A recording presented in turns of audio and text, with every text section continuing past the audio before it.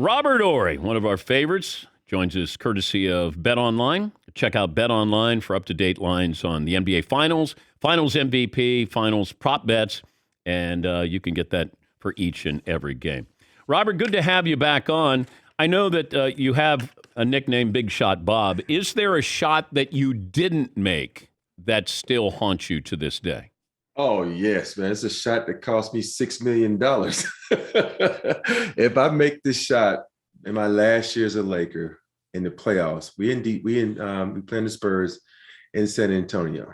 I had an awful playoffs. I'm not gonna lie. I shot the ball. I think I was like 3 for 39 from three or something. I was terrible.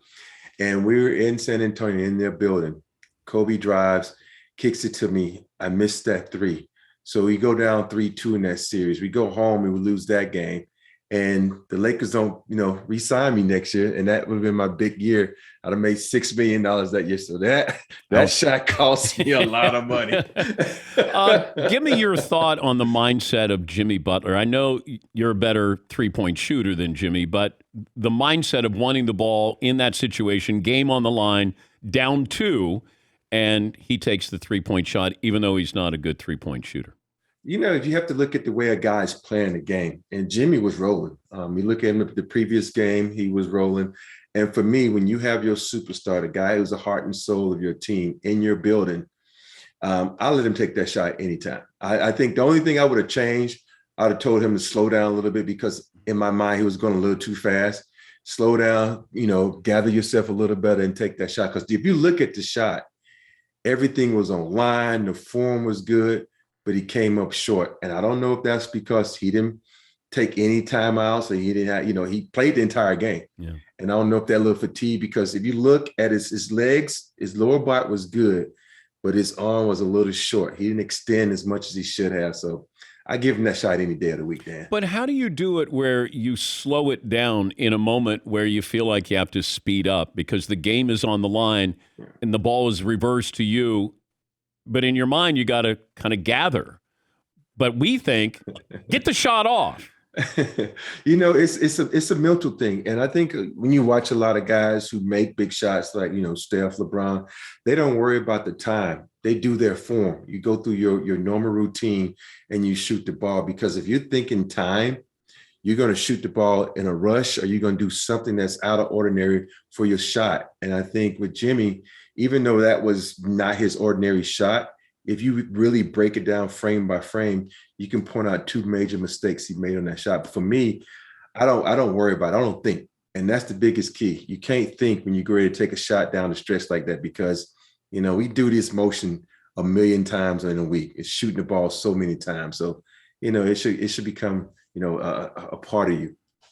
Well, I watched, when Ray Allen hit that shot with the Miami Heat against the Spurs, like stepping back, like knowing where you are on the floor to step back and not step out of bounds or not step on the line, understanding where you are on the court. I mean, that's what makes that shot so crazy. Yes, it's in traffic, game on the line, gather, step back, and then know that you're in the position you're going to win the game.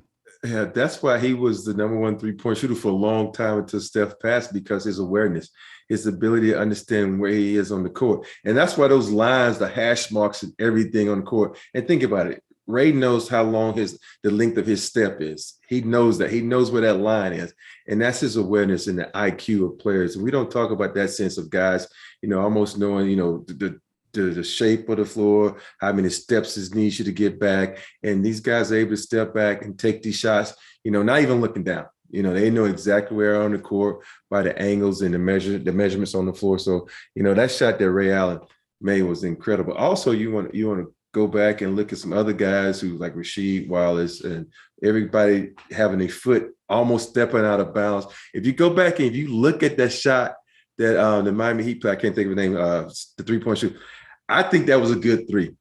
I think his foot was above the line and he didn't step on the line. It's the shadow that was on the line. So, we can debate that for years. We're going to have one of those cameras like the football players have, the end zone camera, where you can see down the line and see if his foot was really on the line.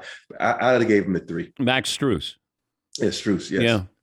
We're talking to Robert Horry, the Lakers analyst. Your thoughts on bringing in a rookie head coach, given the situation with your Los Angeles Lakers? At one point, every coach was a rookie coach, and you have to give him a chance. You look at Ty Lue's first championship, he was a rookie coach, and nobody's talking about that. And I think a lot of people is looking at the makeup of this team. You got strong-minded individuals with LeBron, AD, and Russ. Will Darvin Ham be able to handle this group? I think so, because when you have the statue and the makeup of a Darvin Ham, players are going to, pay attention, because think about it.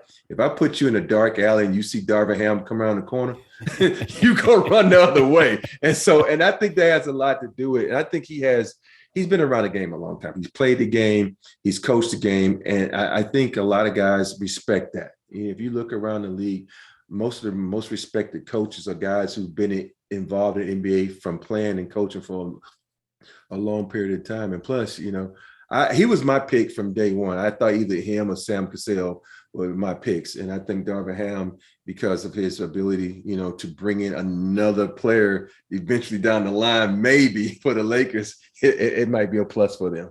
I just wonder, bringing in Darvin Ham into a situation where LeBron's a year older, AD is fragile, and I got Russell Westbrook, who can't be the player that he once was, and I can't change him. You don't have depth. You don't have money with the salary cap. This is pretty. I was hoping that Darvin Ham would get into a better situation for his first head coaching job. I agree with that, but still, though, think about this. If he goes, everybody's looking at him to go into the situation to fail. What if he gets these guys to the Western Conference Final? Is that success for him? Does that wow, now he looks that much better? It's so many times we look at things in a negative, well, this is not a good situation for him. Why not? He got AD, if he's healthy, one of the best players. LeBron, one of the best players ever played this game. If you're able to get some pieces or, trick some people, say, hey, take less money, come play 2 years, get your championship, and then we get, and that's going to be up to Rob Pelinka to get guys to come in. But I think when you got three guys like that dominant, they can stay healthy, you might be able to, surprise some people. And Darvin Ham, good situation, great players to play with, but they just got to stay healthy. So don't go in the situation thinking negative for Darvin Ham. Go in the situation thinking positive, that he can bring something to this team. Because if you think about it, you watch Darvin Ham play, he played with a ferocity and a nastiness. If that can carry over, that can be great for the Lakers. How do the Warriors not win the championship? If someone gets hurt, if someone's get hurt, or you get the new 2.0 Splash Brothers, meaning, Tatum and Brown, to play, extraordinary. But it's a great matchup, though. If you look at these two guys, Brown is that guy. You don't know what you're going to get each and every game. He's going to hit threes, or he's going to get to the bucket. He's almost like a poor man's Clay. Clay is a better three-point shooter, but Clay can't get to the bucket like he used to due to all the injuries. But I think it's going to be a good series. People thinking the Splash Brothers with Draymond are going to have an easy cakewalk because of all the leadership, and they've been there, done that before. Don't count on that, because if you look at the Celtics and the way Ime, who is a rookie coach, who took over a team that's almost like the Lakers was and got them to the finals, you know what I mean? So Ime, one of my teammates, I play with the Spurs, I hate to say this as a Laker guy, but I'm kind of rooting for him. Guys that I play with, I always root for. There's nobody on that team that I played with over there on the Warriors team, so I had to root for Ime, because there's only so many guys that I played with still involved in the game. So I think, Boston might look up and win this thing, because they got some young guys who don't know no better. What I mean by that is they just going to play. They ain't worried about who I'm not supposed to win. So they just going to play. You played with Akeem, played with Shaq, played with Duncan. Mm-hmm. I'm not going to include Kobe in this. The question I'm going to have is, you can start your team with Akeem, Shaq, or Duncan. You have to give me a year. What year? In their prime. In their prime. I got, I love Dream. I love Dream, but he's always going to be the better player of the three. But if I'm a starter team, I got to go with Shaq, because Shaq is just so freaking dominant. You look at the year he won MVP. I don't think there was a person in the world that could guard him. You'd have had to, go in the lab and make up a player to guard him. He was just so dominant, for that 1 year, but if I have to go for longevity, I have to go with Dream. I know everybody, in San Antonio thinks I'm a San Antonio hater because I don't pick Tim. Tim is a hell of a player, but for me, the guy who took me under his wing and mentored me, the guy I grew up loving, Hakeem Olajuwon, I have to go with him. I'm not going to take Tim Duncan because he's younger than me. I ain't going with nobody younger than me. I tell people that Tim Duncan has a great sense of humor. He's a funny guy, but he never, ever shows it. It's dry as heck. And yes. If he lets you in, you're going to see a great guy, but it's that window is small. You have to be a Tom Brady to fit that pass through that hole. Really, and that's Tim. If he lets you in your circle, he's really cool. But then you got to stay in that circle by doing three things. You got to play video games, you got to play poker, and you got to talk about cars. If you don't talk about those three things, you will be out the circle. People have Shaq stories where Shaq would come out on the floor naked. Mm-hmm. With just his shoes on? Yes. You can confirm that?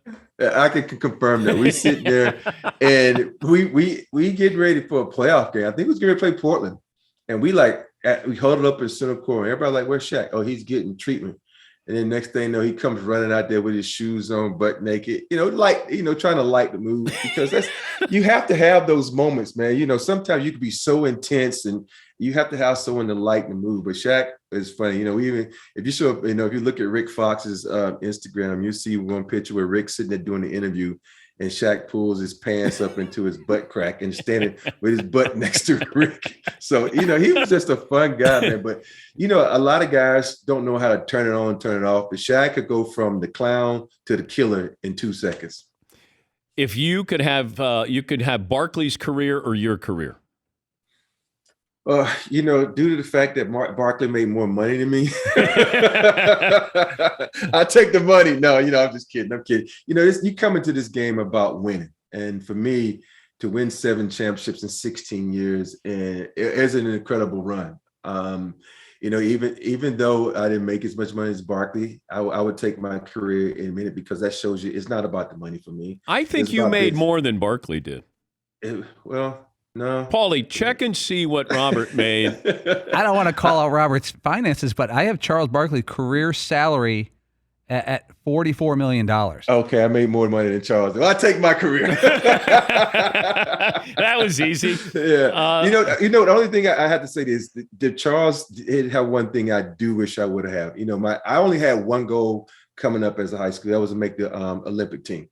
And I thought my best opportunity was in 1992. And all of a sudden, the dream team comes in. I'm like, man, what happened to the college students? That was me. That was my goal. And so Charles took that dream from me. So that's why even though he went to Auburn, there's 2 strikes against him right now. I'm waiting on that third. I know you're joining us courtesy of Bet Online. What is the best bet for the NBA Finals?